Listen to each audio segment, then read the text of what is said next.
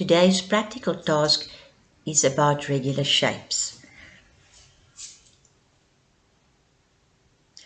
In this task, we are going to answer 3 different questions. The first question is draw all possible diagonals on the following shape and say how many there are.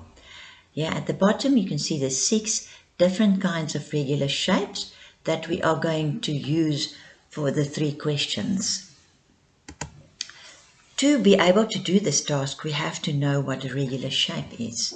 Now, a regular shape is a shape of which all the sides are equal. So in this case, it's a pentagon and all 5 sides of the pentagon will be equal in length. And it's a shape of which all the angles are equal to each other. We measure angles with a protractor in degrees, but all shapes are not regular shapes. We also get irregular shapes, and that is a shape of which the sides are not equal and of which the angles are not equal to each other. There you can see that angle is an obtuse angle and the other 2 angles are acute angles. To draw a diagonal in a shape, you have to know what a diagonal is. And a diagonal is a line that is drawn from one angle to another one. There you can see it.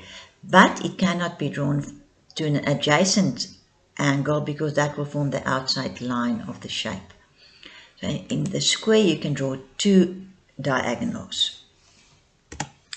But when you have to draw diagonals in a shape with more sides, it becomes more difficult, and then it helps that you do it systematically. So we start with the one angle when we draw all the possible diagonals from the one angle. And if you find that you can draw 3 lines from the one angle, it means that you'll be able to draw 3 lines from each angle. So there's a 3 from that angle. When you get to the third angle, you see there's already 1 diagonal. Draw the other 2. And when you get to the fourth angle, there's already 2 diagonals, and you draw the third one.